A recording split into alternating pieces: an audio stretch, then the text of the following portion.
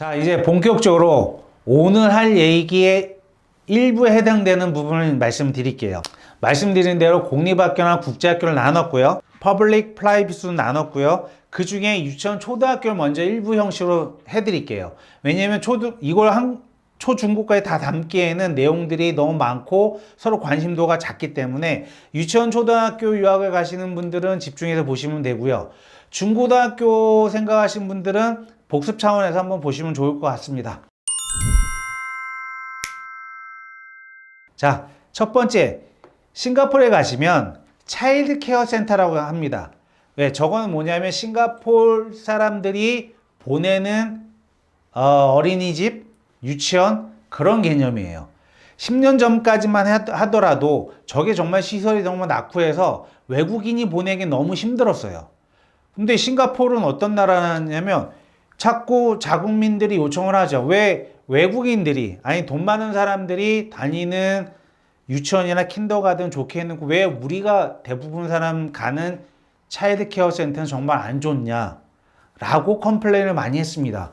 그래서 요즘 나와 있는 차일드 케어 센터는요, 웬만한 국제학교 시설을 능가할 정도입니다.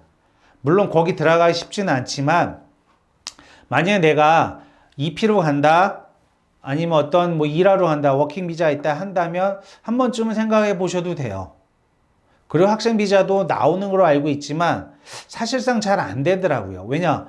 싱가포르 사람들이 이미 90% 줄 서 있기 때문에 지금 학생 비자로 들어가는 사람들이 저 비자를 바꾸고 가기 쉽지 않아요. 그래서 제가 말씀드리는 거는 굳이 내가 보내고 싶다. 일단은 국제학교나 학생 비자를 바꾸고 가셔서 생활하시다 1년 정도 지나고 나서 한번 옮기시는 것도 고려해 볼 만하다.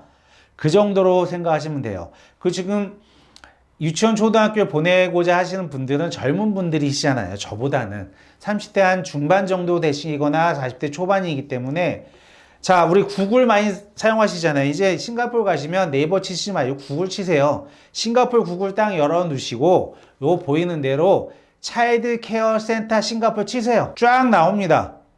그 중에 마음에 드는 거 선택하셔서 가시면 됩니다. 그 다음에 여기 보이시는 거 일단 아이들이 노란 머리에 좀 이쁘잖아요. 싱가포르 킨더가든이라고 합니다. 싱가포르 사람들이 가는 두 가지로 나누는데 아까 전에 말한 정부에서 운영하는 거는 차일드 케어 센터라 얘기를 하고 다시 프라이빗으로 들어가면 일반 킨더가든이라는 이름으로 사립 유치원 형태가 있습니다. 저건 동네마다 다 있습니다.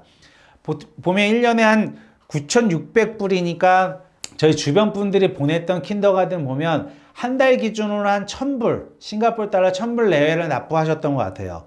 그러면 뭐 타운하우스나 큰 어린이집 같은 데 있죠? 동네에 그런 데로 가거나 시설이 좀 우수한 데로 가셔서 생활합니다. 물론 하프도 있고 풀타임도 있습니다. 근데 대부분 풀타임 보내시는 게 좋아요. 그 저희 주변에 킨더가든 보내셨던 분들이 있는데 만족도가 저가 보면 차일드 케어 센터는 그 당시에는 없었습니다. 왜? 외국인 들어갈 수가 없었기 때문에 킨더가든이냐 국제학교로 갔는데 킨더가든 보내신 분들 만족도는 상당히 높아요. 왜 높으신지 아시나요? 일단 부모님들이 가시면 야 싱가포르 왔는데 국내보단 좋아야 될 거 아니야. 국내보다 나빠요. 뭐 위생도라든지 뭐 약간 국내보다 떨어지지만 만족도가 좋다라는 부분은 아이가 보내놨더니 한국말보다 영어를 많이 쓰네. 1년 보내놨더니 중국어를 알아듣네. 이거다 라고 보내세요. 물론 영어, 중국어를 솔직히 하고 싶다. 킨더가든 괜찮습니다. 국제학교 좀 말씀드릴 건데 그 다음에 많이 선택하시는 분들이 국제학교 부설 유치원입니다. 만족도는 저기가 제일 좋죠.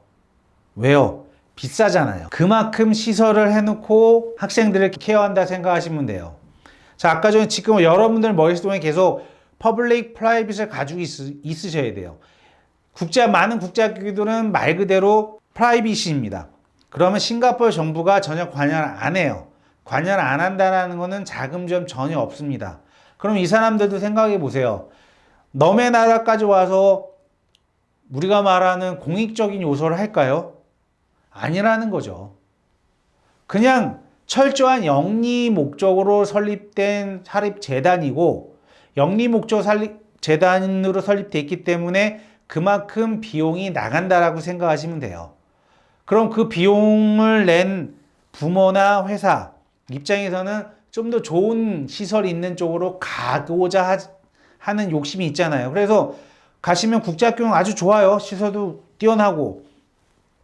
그래서 제가 결론적으로 좀 말씀드리고 싶은 거는 순수하게 내가 주재원으로 간다. 아니면 싱가포르 회사 취업을 해서 간다. 그럼 첫 번째 뭘 알아보셔야 되냐면 그 회사에서 우리 아이들 교육비가 얼마만큼 지급되는지를 확인하셔야 돼요. 그냥 계약서 딱 날라왔는데 연봉만 보시지 마시고 부대로 따라오는 거 보셔서 우리 아이 교육비가 그래서 한 달에 한 3,000불 이상 책정돼 있다. 그러면 그걸 남기셔서 하는 것도 좋겠지만 아이들한테는 기회가 한 번이잖아요. 그럼 국제학교 가세요. 그리고 나는 내가 가는 회사에서 영수증 처리가 됩니다. 그럼 당연히 국제학교 가시는 게 좋아요. 뛰어난 시설. 근데 모든 비용 안에 내 연봉 안에 모든 게 포함되어 있다. 그럼 킨더가든도 한번 고민해 보시어라 하고 말씀드리고 싶습니다. 이제 공립학교 초등학교로 넘어가도록 하겠습니다. 보이시는 표가 뭐냐면 공립학교의 전체적인 플랜입니다. 12학년까지 저기 가는데 일단 12학년까지 얘기 안 하고요. 일단 초등학교만 말씀드릴게요. 공립학교. 저 맨 윗칸에 보면 초등학교 6년 나와 있는 거 보이시죠? 그 두 번째 칸에 보면 초등학교 졸업시험이라는 게 있습니다. 저게 무서운 거예요. 싱가포르 사람들도 저걸 어떻게 할 방법이 없어요. 근데 제가 정확히 싱가포르 공립학교 초등학교에 대한 장단점을 설명해 드릴게요. 자, 싱가포르 가시잖아요. 동네 초등학교 많습니다. 그러면 정말 그 초등학교에 좋은 학교도 있고 나쁜 학교도 있어요. 저도 처음에 갔을 때 아니 같은 초등학교인데 여기는 왜 이렇게 좋고 왜 이렇게 나쁘지? 이거 뭐지라고 했는데 정말 저 초등학교 가시면 같은 동네에 담을 쌓고 있어도 저 PSL이라는 시험을 통해서 좋은 중학교를 보낸 초등학교는 정말 그거 있잖아요. 오전 오후반 할 정도로 학생 수가 많고요. 정말 담이 붙어 있는데 이 학교는 학생 수가 정말 없습니다. 저도 처음에 가서 야 뭐야 여기가 좋잖아 알고 아무 생각 없이 집어넣었던 기억이 있는데 알고 보니까 아니더라고요.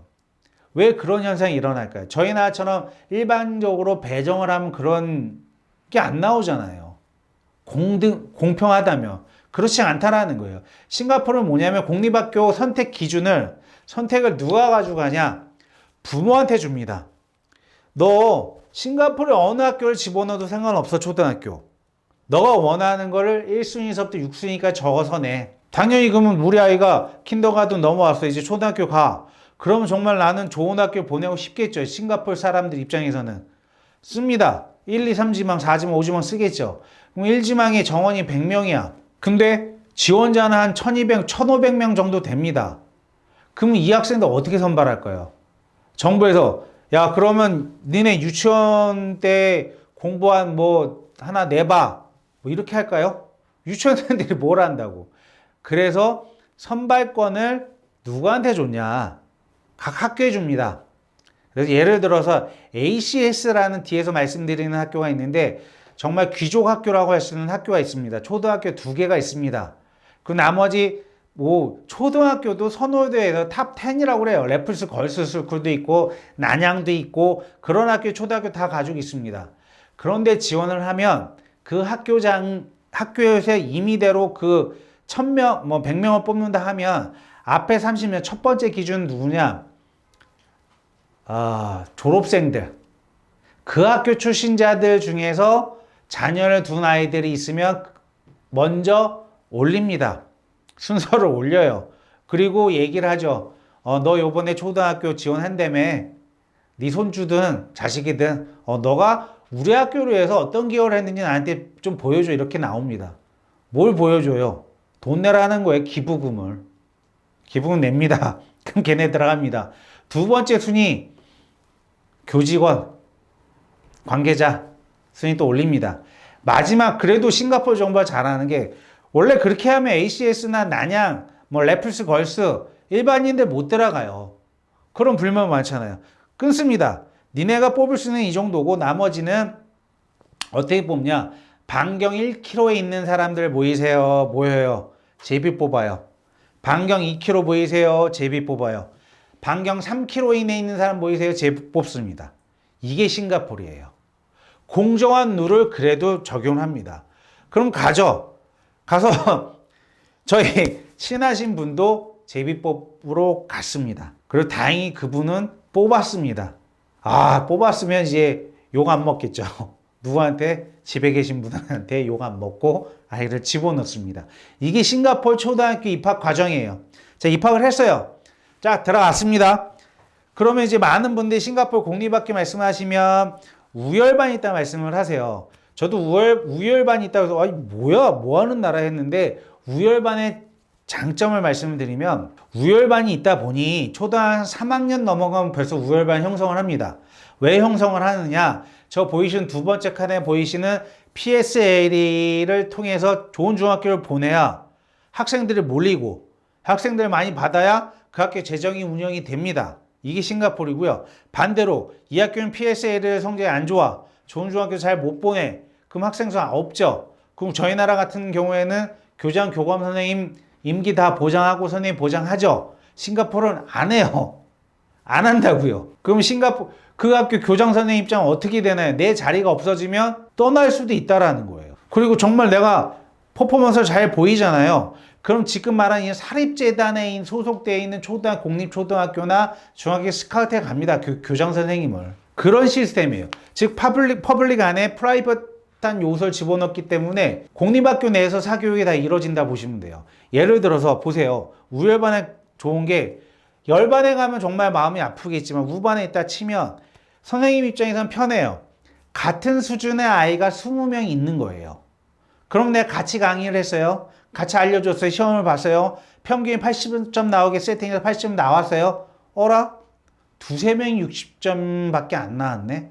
그럼 선생님들이 이해를 못하세요. 실제로. 그래서 방과 후에 남어 추가 수업을 합니다. 그 3명만 모아놓고 수업을 합니다.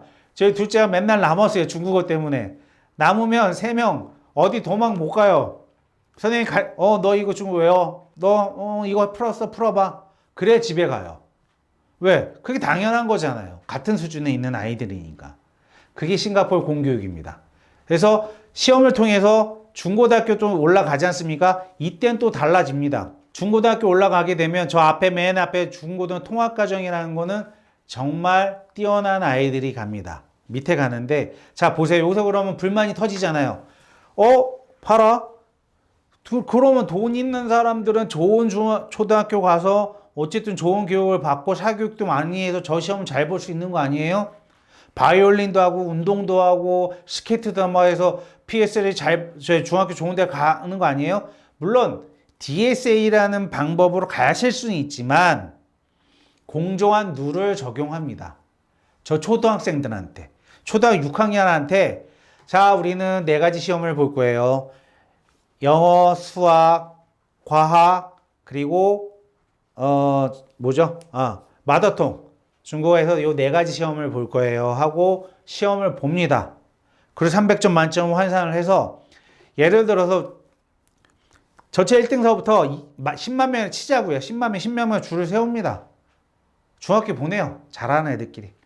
그러면 잘하는 중학교 하면 또 그냥 뭉치게 되고 또 못하는 애들 못했다는 게 아니라 저 그래프 보시면 계속 화살표가 연결됩니다. 대학까지 갈 수 있도록 열어놨어요. 저게 싱가포르 공교육입니다. 그래서 공립초등학교에 관한 내용을 말씀을 드렸고요. 이제 사립초등학교라는 게 있어요. 저건 뭐냐면 싱가포르 정부 입장에서는 공교육만으로는 해결이 안 되는 부분이 있어요. 왜? 해외 살다 들어오는 싱가포르 사람이 있을 수 있고요. 또 외국인 중에서 나는 공교육을 받고 싶은데 저 에이스 시험 못 본 친구들도 있을 수 있고요. 그런 친구들을 위해서 싱가포르 공교육 과정을 열어놔서 저런 사립초등학교로 보냅니다. 저건 어떻게 이용하셔야 되냐면 만약에 우리나라 학생들이 간다. 난 정말 공립학교를 가고 싶다. 그럼 저거를 사립초등학교에서 한 1년 정도 교육을 하고 거기서 에이스 시험 준비를 하고 국제학교 넘어가시면 좋을 것 같습니다. 자, 국제학교로 좀 말씀드리면, 저 보이시는 게 어떤 편이냐면, 맨 위에 학교가 가장 좋은 학교라는 뜻은 아니에요, 정말.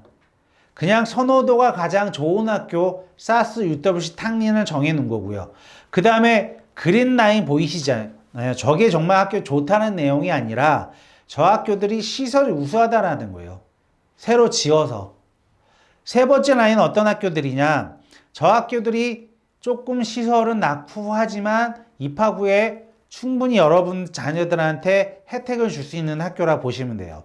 예를 들어서 저 ISS라는 학교는 시설이 좀 낙후해서 오래됐지만 정말 선생님들 케어는 정말 잘해 주십니다. 왜? 누구나 알거든요. 시설이 떨어져서 수영장도 없고 근데 우리 아이를 저기를 보내야 돼? 왜? 가면 일일이 케어를 해줍니다. 그럼 어떻게 이용하셔야 되냐면 싱가포르 국제학교 처음 가셔서 내 아이가 영어를 전혀 못하거나 힘들어한다면 ISS나 저 밑에서 시작을 하시고 어느 정도 적응을 하고 외국 아이들이랑 전혀 논의 지장 없다 위로 올리시면 돼요. 차근차근 올라가시면 된다라는 거 그거 좀 말씀드리고 싶었고요.